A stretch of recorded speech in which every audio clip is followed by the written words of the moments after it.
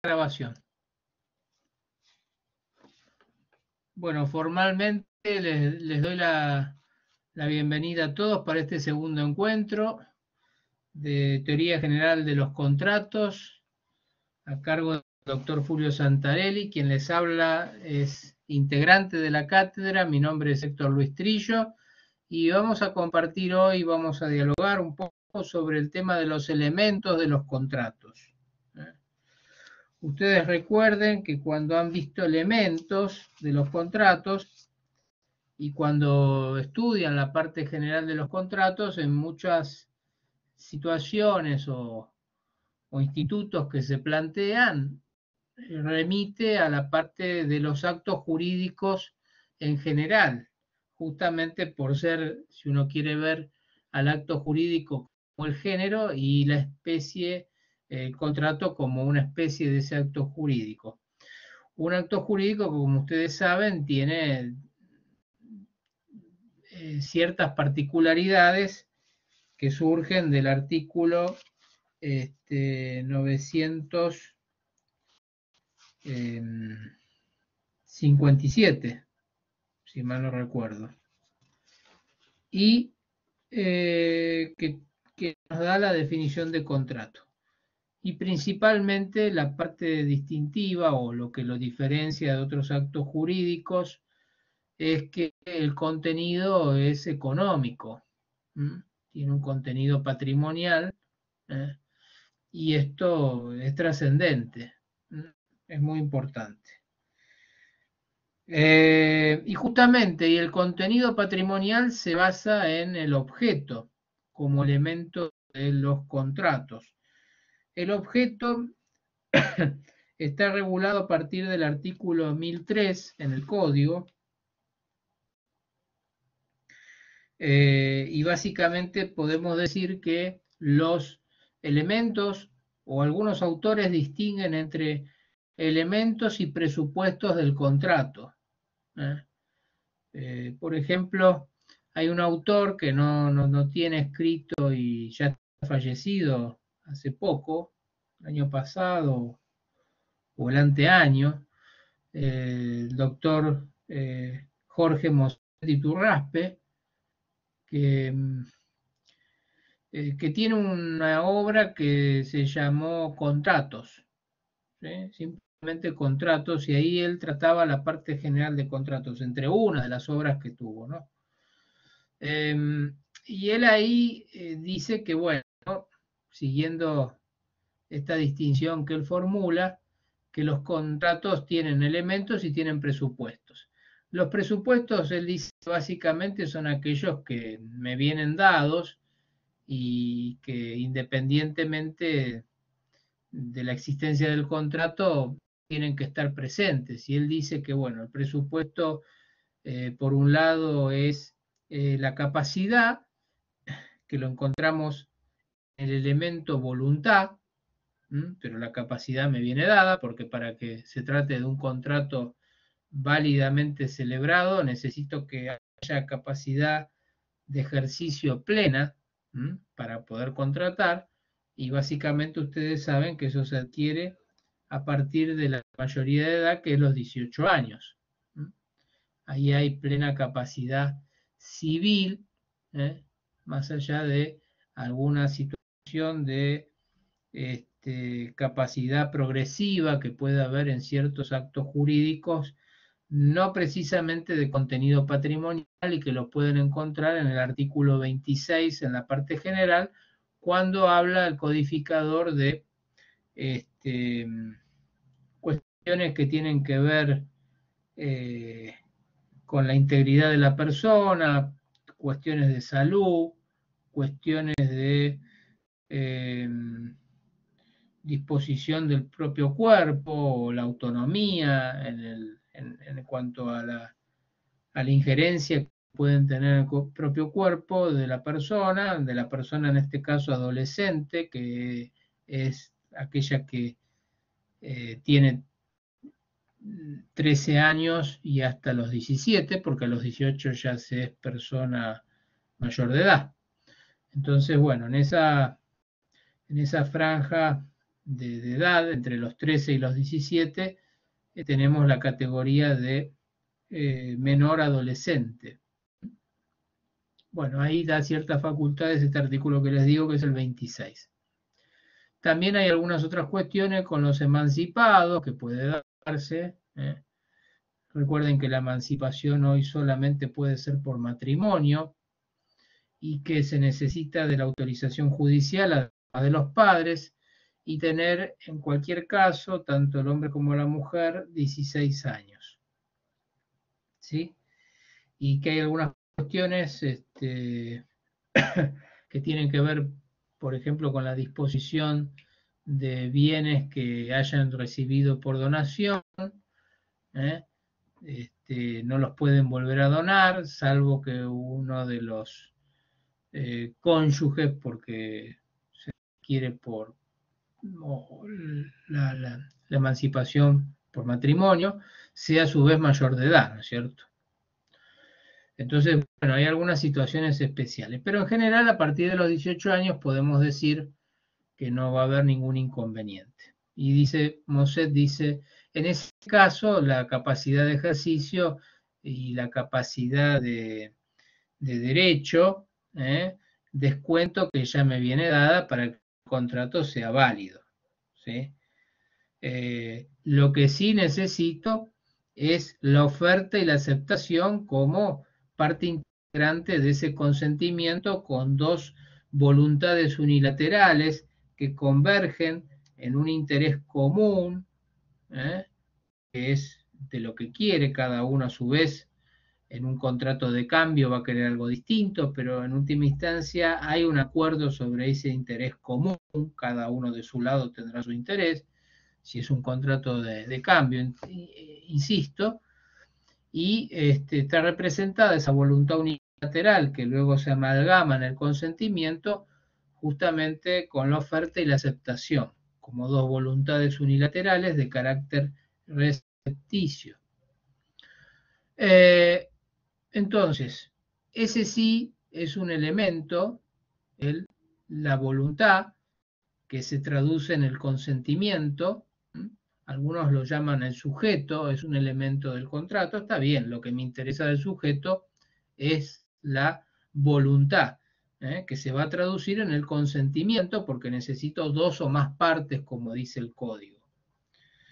Y la capacidad me viene dada, tendría que estar ya, me viene dada con esa voluntad que luego conforma el consentimiento. Por eso dice Moset, la capacidad es un presupuesto y la voluntad de los sujetos es el elemento de los contratos.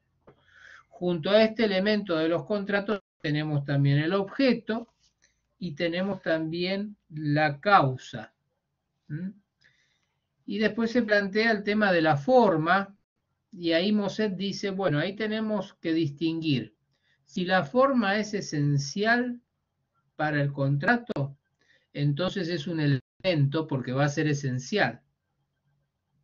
Ahora, si la forma no es esencial para la propia existencia del contrato como tal, entonces estamos en presencia de otro elemento, un cuarto elemento, junto a los sujetos, entre paréntesis, consentimiento o voluntad, el objeto y la causa, tenemos a la forma cuando ésta no es esencial como un cuarto elemento. ¿Por qué? Porque la forma de alguna manera también me viene dada y viene implícita, en el sentido de que la voluntariedad está expresada sea en la palabra escrita o en la palabra verbal. Y en ese caso puede ser, ¿sí?, oral o escrita, esa voluntad, la que va a vehiculizar, la que va a transportar a ese consentimiento. Pero bueno, es un presupuesto porque dice, la forma va a existir de todas maneras, sea cual sea, porque hasta verbalmente, si yo voy a contratar a un kiosco y compro un paquete de pastillas, estoy haciendo una compra-venta manual, ¿sí? Y el vehículo que transportó o que vehiculizó ese consentimiento que se dio en ese intercambio, en ese contrato de cambio de compra-venta, fue justamente la palabra, me da tal paquete de pastillas de tal marca o la que sea, o un paquete de cigarrillos o lo que sea. ¿Se entiende? Pero quedó plasmado en la palabra oral, ¿sí? No escrita, ese contrato, pero la forma es un presupuesto, venía dado también. Salvo, dice, cuando ya, insisto, la forma tiene carácter esencial. Y tiene carácter esencial justamente cuando la ley lo dice o cuando las partes también, en base a la autonomía de la voluntad, le quieren dar jerarquía de esencial a determinada forma que también lo pueden hacer, ¿no es cierto? Pero en principio, la autonomía de la voluntad para elegir con quién quiero contratar, o primero, mejor dicho, si quiero o no contratar. Luego, si quiero contratar, elegir la persona del co-contratante. Y luego también elegir el contenido de ese contrato. Dentro del contenido de ese contrato vamos a tener, hay una doctrina italiana que dice, bueno, el contenido incluye al objeto y a la causa. Dentro de ese contenido vamos a tener justamente al objeto y la causa. El objeto va a representar la parte económica y la causa fin, me estoy refiriendo, va a representar el interés de las partes que tuvieron en mira al contratar. Es decir, cuál fue la razón, ahora vamos a ver, determinante de ese consentimiento.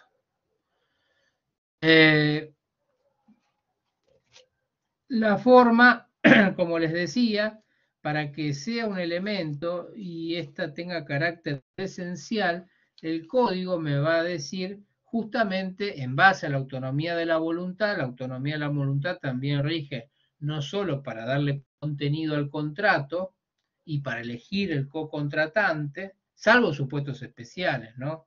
Eso vamos a ver, ¿no? A veces no tengo opciones entre querer y no querer contratar. Por ejemplo, en el seguro de responsabilidad civil. Si yo quiero tener un automotor y circular, tengo un seguro obligatorio de responsabilidad civil. Ahí la autonomía de la voluntad se ve acotada. Ustedes saben que el límite de la autonomía de la voluntad es el orden público.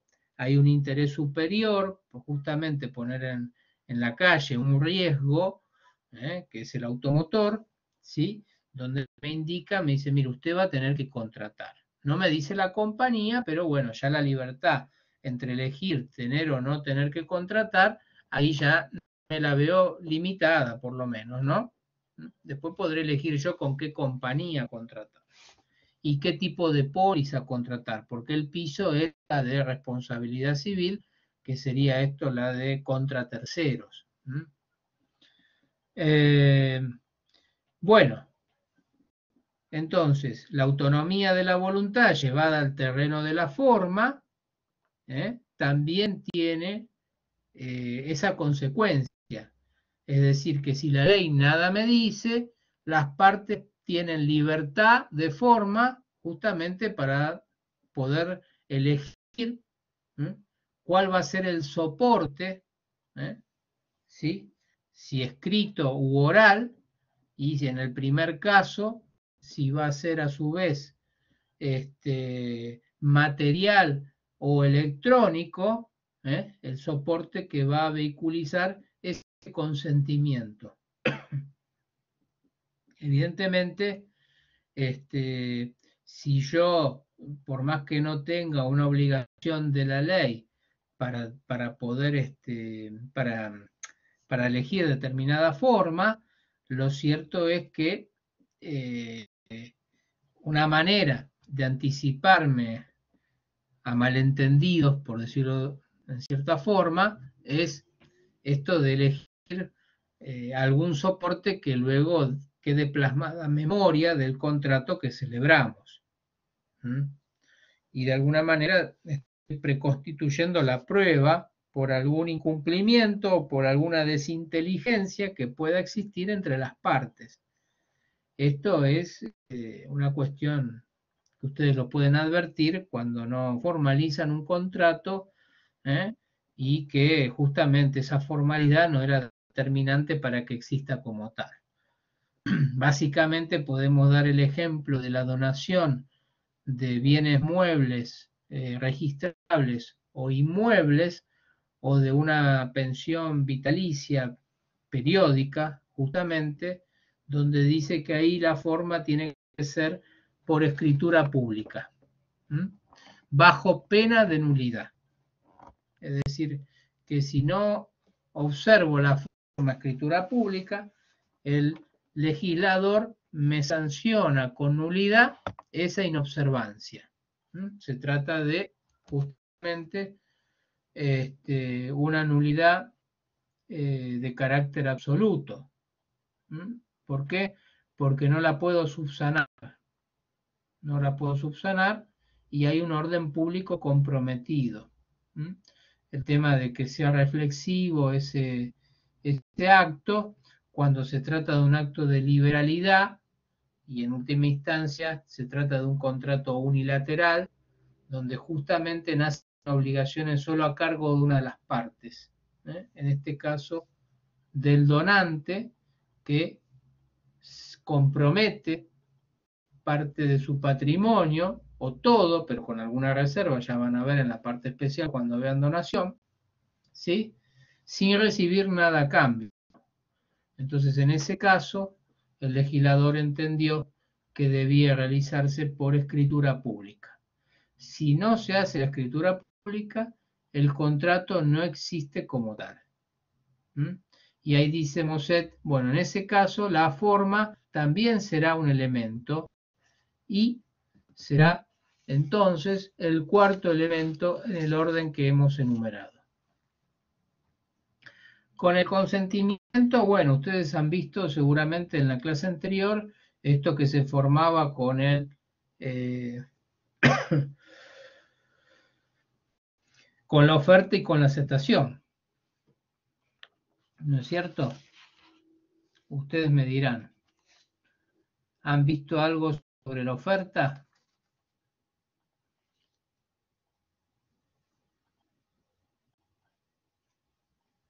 Pueden si escribir o levantar la mano.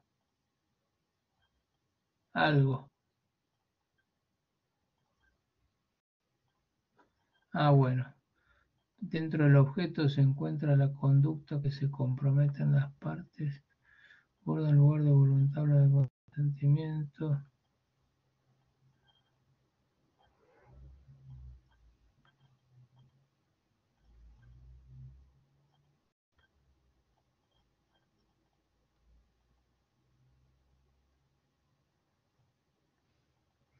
Acá Antonella me dice cápsulas, profe. Sí, son cápsulas porque es un contenido que me dieron, que un contenido que grabé y aparecen zócalos o placas con la voz en off. Bueno, después se los dejo el link mismo del campus en algún lugar. Pero bueno, después preguntaban acá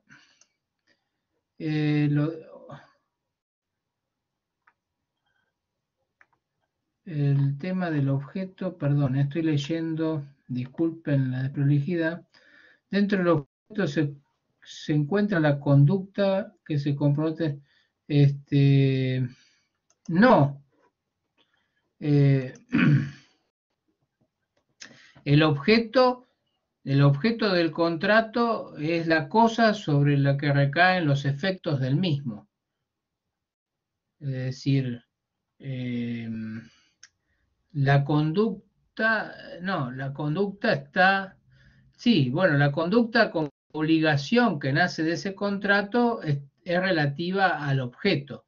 Por ejemplo, en una compraventa de un departamento, el departamento es el objeto, el dinero también es el objeto.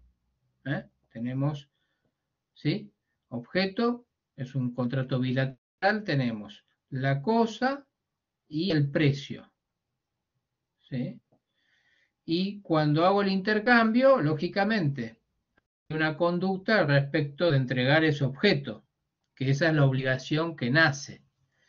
pero el objeto en sí no se confunde con la voluntad ni con la conducta, sino que es el efecto sobre el cual recae, mejor dicho, el objeto es ese sustrato sobre el cual recaen los efectos. Por ejemplo, el precio y el departamento. El efecto es que se tiene que transmitir en propiedad. Entonces se va a entregar el departamento y el dinero se va a dar a cambio como precio. Ambas, ¿sí? Ambos objetos se transmiten en propiedad. ¿Sí? El dinero, por su esencia consumible, también se transmite en propiedad, porque por más que yo haga un préstamo, no me devuelve la misma especie, pero no me devuelve el mismo dinero numerado. ¿Sí? Es decir, pero acá se ve más claro que lo que se transmite en propiedad es el dinero y el departamento lo mismo, ¿no? Es decir, en definitiva, el objeto, los objetos en este caso, es, digamos, es el sustrato material sobre el cual recaen los efectos de ese contrato. En este caso, contrato a su vez típico,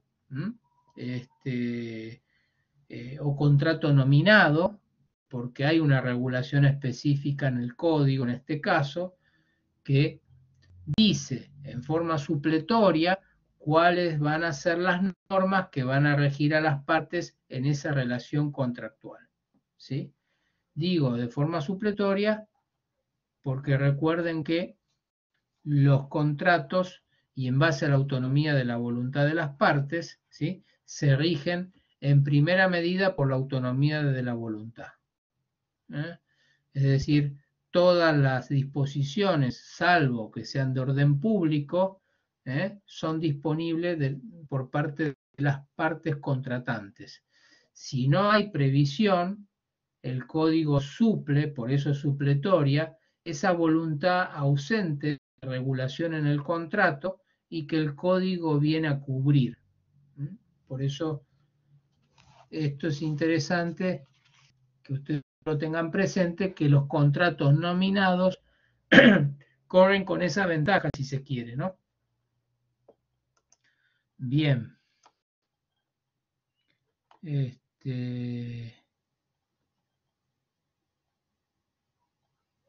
Sí, perfecto. Una persona, la oferta, la manifestación, perfecto. Bueno, ¿y qué es esto?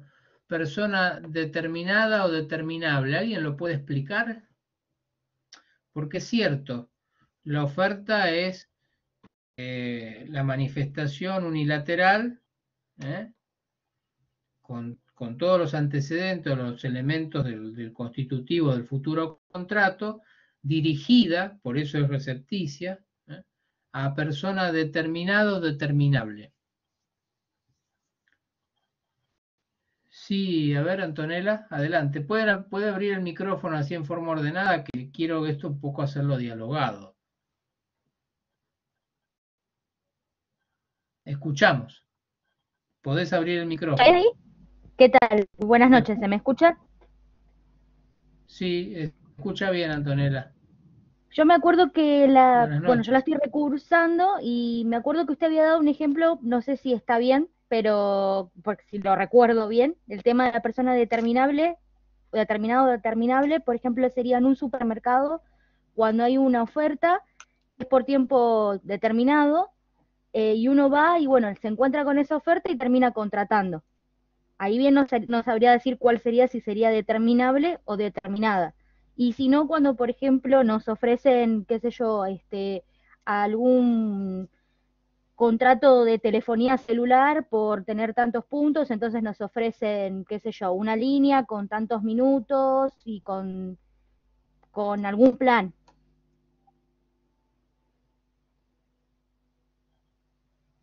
No sé si Sí. estoy bien, si estoy en lo cierto o estoy confundida. No, yo el primer ejemplo que diste, yo diría que es persona indeterminada. Creo que acá lo dijeron recién un compañero o compañera. Lo de persona a designar es otra cuestión. tiene que ver con que yo hago reserva de que luego va a ocupar la posición contractual, eso creo que está en el 1029.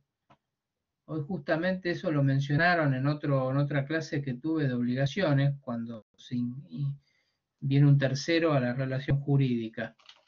Y luego después aparece ocupando la posición contractual que yo dije, bueno, va a contratar fulano de tal, pero como no tengo poder, no puedo manifestar y representarlo, ¿no? Eso sería persona designada. Ahora, acá Sosa dice persona indeterminada. Persona indeterminada, no, por favor. Persona indeterminada sería el caso que diste, Antonella, de esto que yo entro a un supermercado o a o qué sé yo, a una casa de electrodoméstico y vi en la vidriera un producto y digo, quiero eso, ¿no? ¿Por qué? Porque es indeterminado porque hay un público indeterminado. Y ahí entramos en el tema de derecho de consumo. Fíjense que el derecho común, civil y comercial, no alcanza a ser vinculante a una persona indeterminada o a un público indeterminado. Ejemplo, yo vendo mi auto usado en la calle y le pongo el precio y digo que es primera mano, tantos kilómetros, ¿eh? Todo lo que ustedes quieran para hacer el mejor atractivo del auto usado. ¿Sí? Y vienen y me golpean, y yo no soy revendedor, no me dedico a eso. Pues si no, sería una actividad comercial.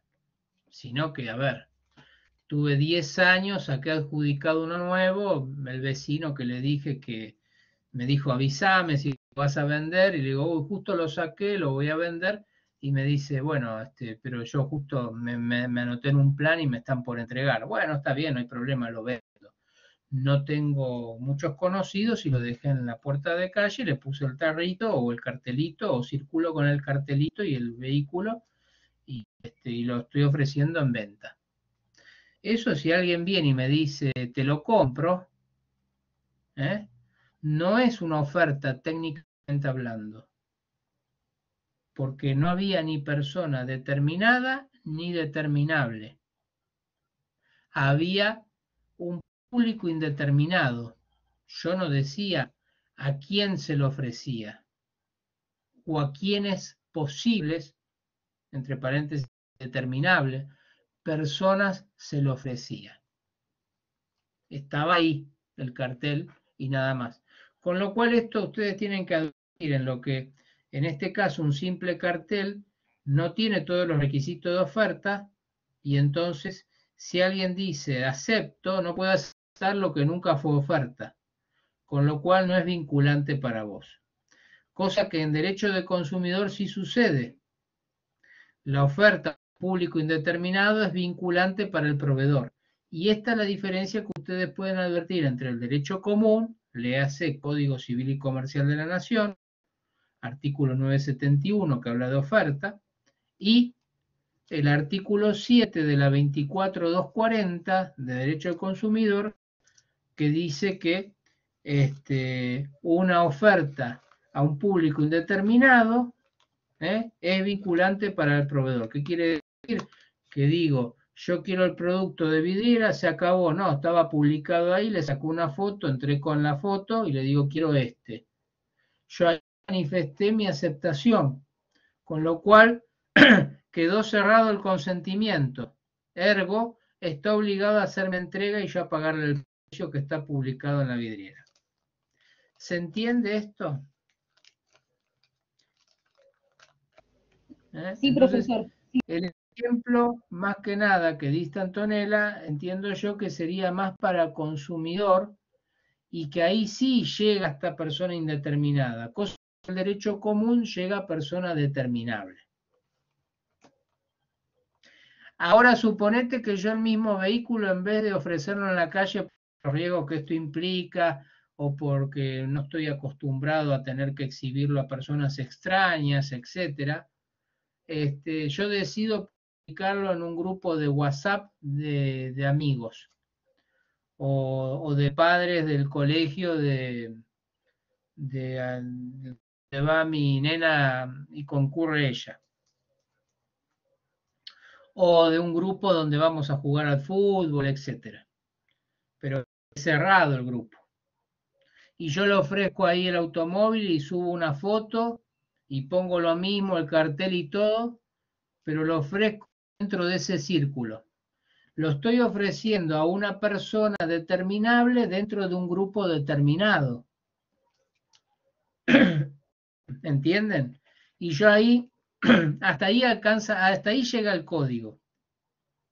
En ese caso, si alguien del grupo me dice, lo acepto, tal cual las condiciones que yo ofrecí, porque dije tanto dinero, pero de contado, es decir, no me cambian nada, no me hacen una contraoferta, que sería una nueva oferta, entonces vuelve otra vez para atrás y yo tengo que decir si acepto o no, sino que dicen ok y me hacen el pulgar para arriba con un emoji y una sonrisa y dice lo quiero las condiciones que ofrecí.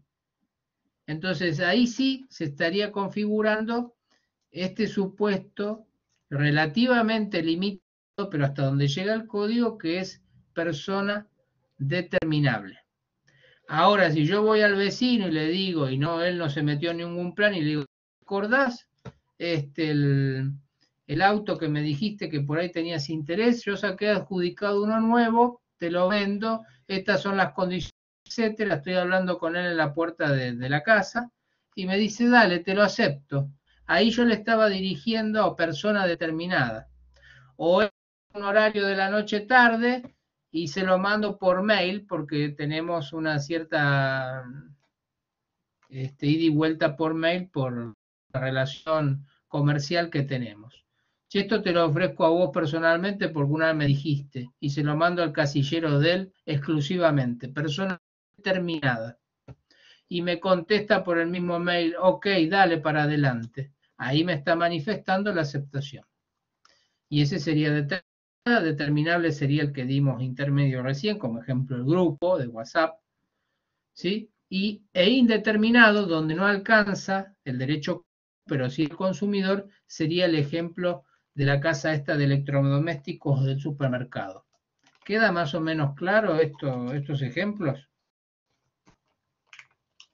Sí, profesora, a la Y vean perfección. ustedes que Perdón si confundí con el tema de derecho al consumidor. Pido disculpas. no, está bien. Vos estabas, no, Antonella, por favor, a ver, acá estamos participando. Vos estabas tratando de recordar un ejemplo del año pasado y quizás el ejemplo tenía alguna variante o se superpuso un ejemplo con el otro, hiciste una amalgama y salió así, pero acá traigas el ejemplo vos o un compañero o compañera, estamos para poder orientar y hacer el encuadre correcto para ver la norma que quiso decir. No, por favor. Me gusta ida y vuelta para poder justamente lograr las correcciones que sean del caso o confirmar lo que están exponiendo para que no quede duda. Así que bueno, esa sería en principio y la aceptación es justamente la manifestación de voluntad o lisa y llana de lo que el otro me ofreció, de la propuesta, oferta o propuesta de contrato, ¿sí?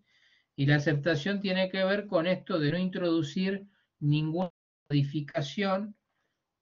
Ahora, si yo le digo, sí, estaría bueno los 100.000, pero no te lo puedo pagar de contado, ahí yo estoy poniendo variantes. Entonces estoy haciendo lo que se llama en doctrina y en el código una contraoferta, una nueva oferta. ¿Vieron? Es parte del juego de las negociaciones. Las negociaciones previas tienen que ver con esto, y ustedes lo han visto seguro con el doctor Santarelli, es lo clásico que existe en los contratos paritarios o discrecionales, que se puede dar este intercambio, esta antesala o escenario precontractual que tiene que ver con las tratativas previas o las tratativas precontractuales, hoy reguladas escuetamente, reguladas al fin en el Código Civil y Comercial. Cosa que en contratos de adhesión no tenemos esta chance de poder negociar, de poder regatear, de poder hacer una contraoferta, de poder cambiar alguna cláusula, de proponer. No tenemos nada.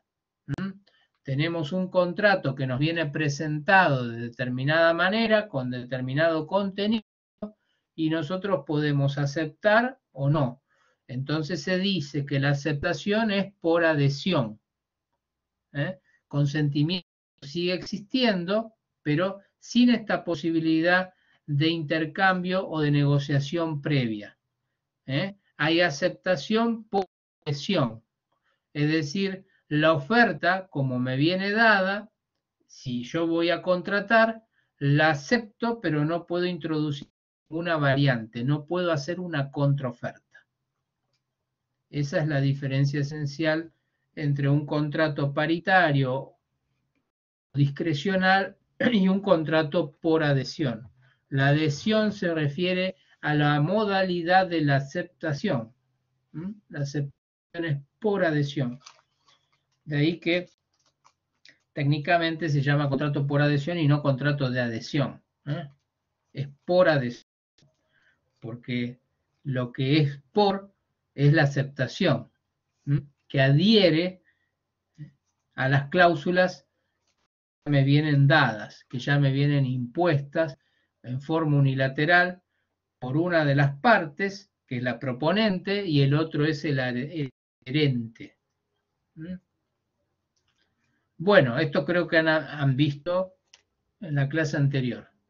Bueno, en cuanto al consentimiento, tienen básicamente esto.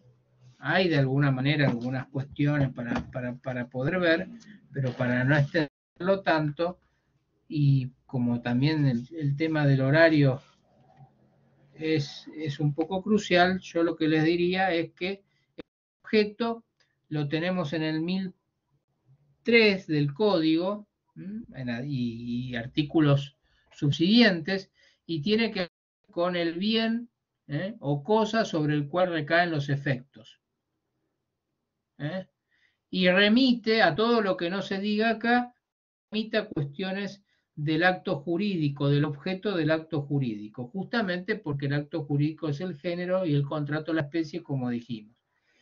Fíjense que hay cuestiones interesantes acá, solamente para mencionarles a ustedes.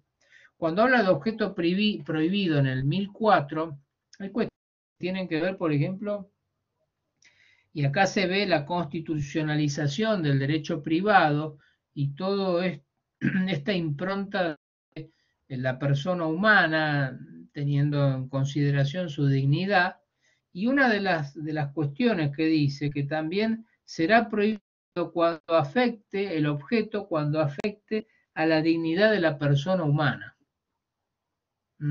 Esto es una cuestión que no estaba en el código anterior, pero vieron que además de que no sea contrario a las leyes, que no perjudique derechos de un tercero, que no contraríe la moral y las buenas costumbres, ni el orden público, ni tampoco la dignidad de la persona humana. Una cuestión a tenerlo también en cuenta, que puede ser objeto prohibido por este lado también. Y después tengan en cuenta, hay un artículo muy interesante cuando habla del objeto, que es el 1010, que habla de la herencia futura. En principio es inmoral y por lo tanto de objeto prohibido poder pactar sobre herencias futuras. Por ejemplo, no podría yo, mi hermano, comprar una herencia de mis padres que todavía no han muerto. Primero porque no sé qué bienes va a haber. Si yo estoy comprando una parte de un inmueble, ¿sí? La herencia es el patrimonio que se convierte en tal, en herencia, cuando la persona fallece y el titular pasa a ser causante. Pero hasta tanto eso no suceda, pueden disponer libremente, con lo cual puedo estar comprando, más allá que es inmoral, puedo estar comprando algo que luego no va a existir, porque cuando muera lo que compré, a lo mejor ya no está en el patrimonio de mis padres. Entonces, es impracticable también esto de poder contratar sobre una herencia futura. ¿Mm? Sin embargo, el 1010, pensando en lo que es la conservación de una empresa, y más que nada una empresa familiar, permite estos pactos sobre, por ejemplo, cómo se pueden dilucidar ciertos conflictos, cuando los padres, que son los fundadores de la empresa, no estén. Entonces, esto está relacionado mucho al tema societario y a lo que se llama modernamente como protocolos de empresa. Es un tema muy interesante y que hace a la prevención de los conflictos y a justamente anticiparse a que los mismos puedan resolverse en términos amigables y que haya previsión de cómo, cuándo y a través de quién se va a resolver un conflicto familiar, porque ahí se entremezclan cuestiones de familia, de cuestiones de negocio, de cuestiones de dinero, y a veces hay objetividades y demás que interfieren en el buen desarrollo de la empresa. Y esto el código lo captó y lo viene a regular y lo viene a permitir como excepción, que la herencia futura pueda ser objeto de los contratos, ¿sí? Solamente cuando se refiera a los supuestos enunciados en el segundo párrafo del artículo 1010.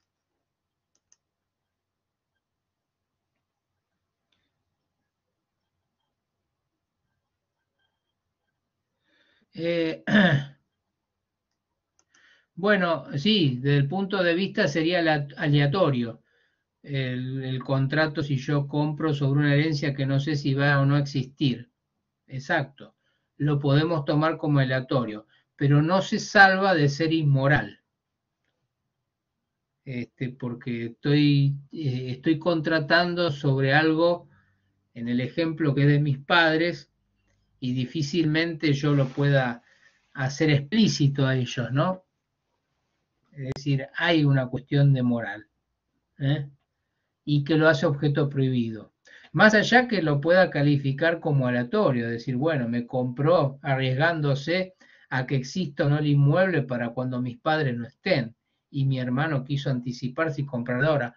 Bueno, podríamos sortear ese obstáculo de que si llega o no a existir en el futuro, echando mano a lo aleatorio, lo que por naturaleza no es aleatorio, las partes le pueden dar el carácter de aleatorio, es cierto, es una posibilidad, pero no puede sortear el tema de la inmoralidad, en cuanto al objeto, esta herencia futura.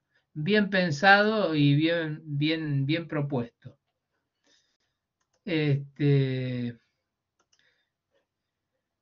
Bueno,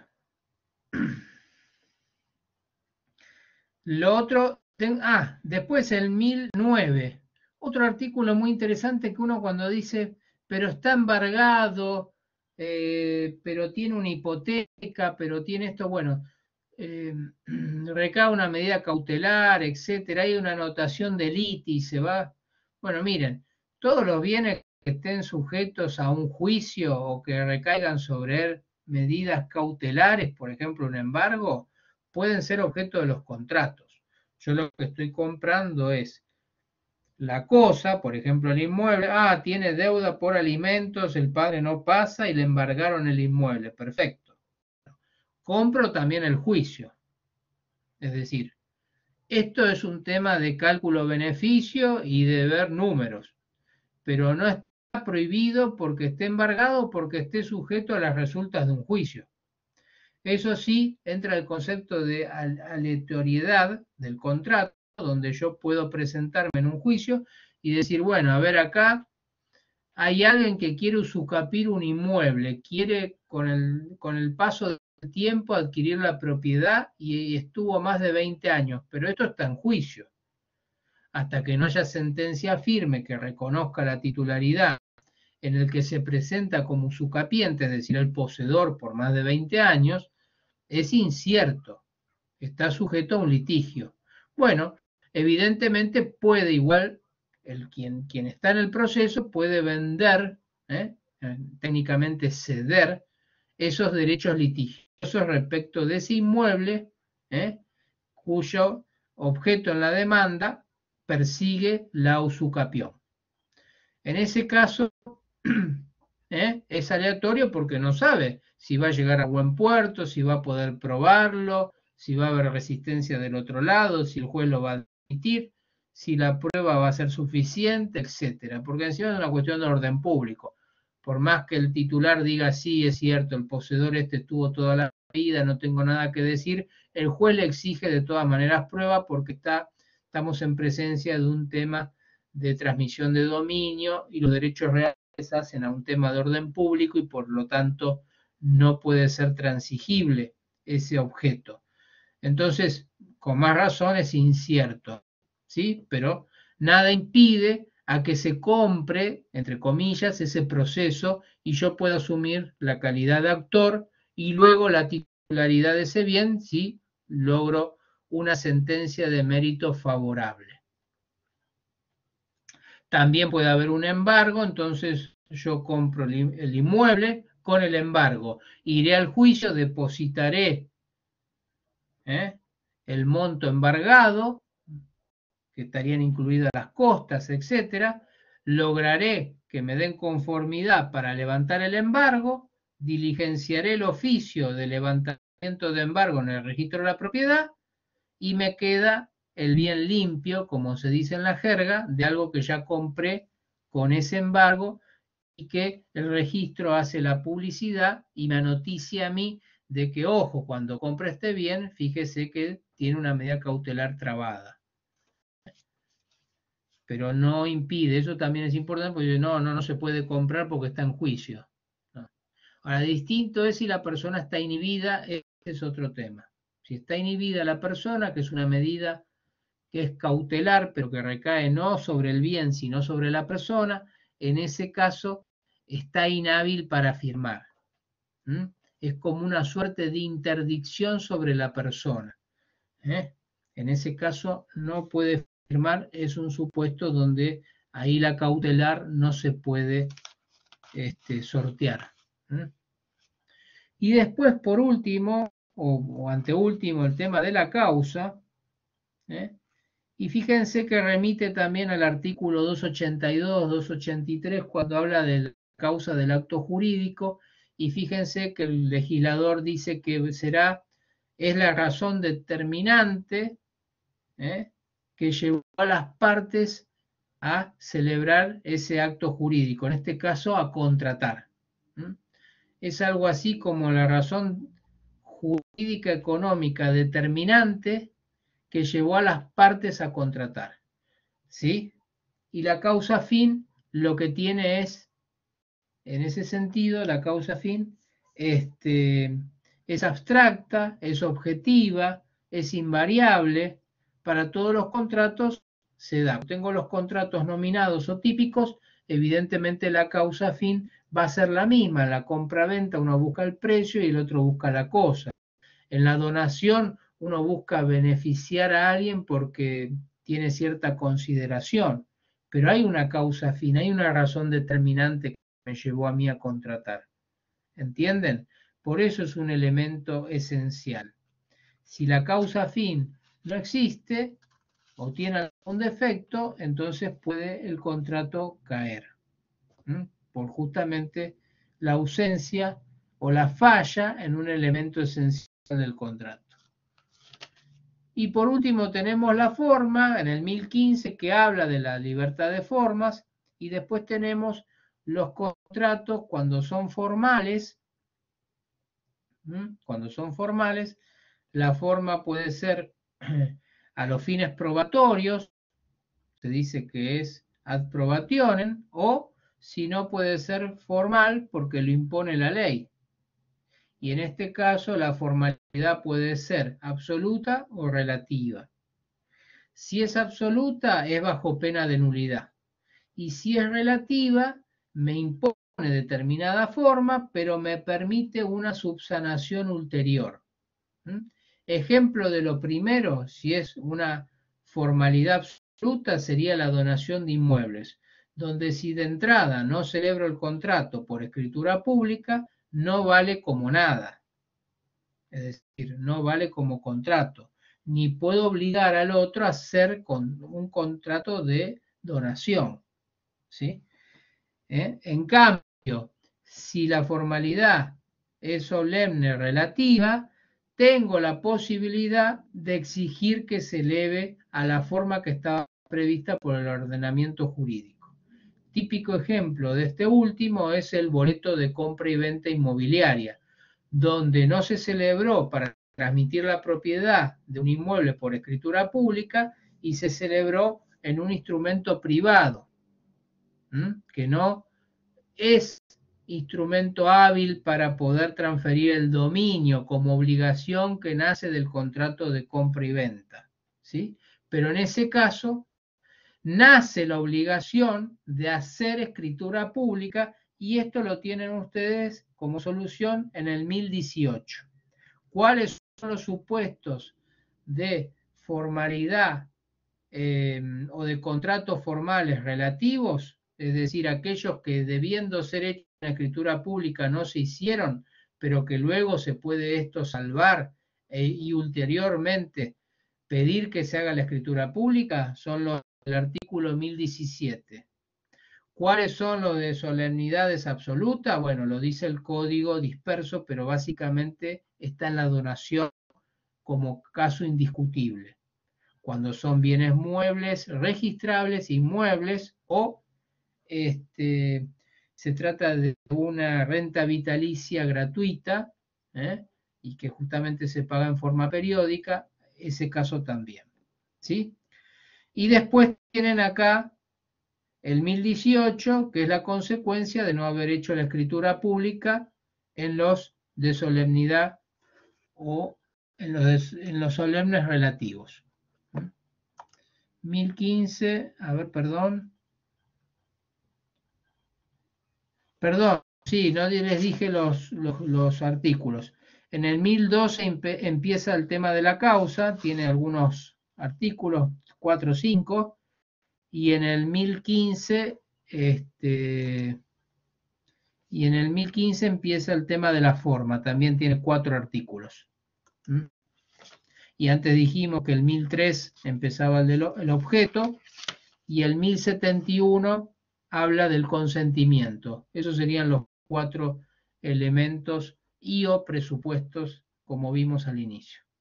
Bueno, ¿alguna inquietud hasta acá? Hemos dado un pantallazo sobre los elementos y algunas preguntas que surgieron al inicio.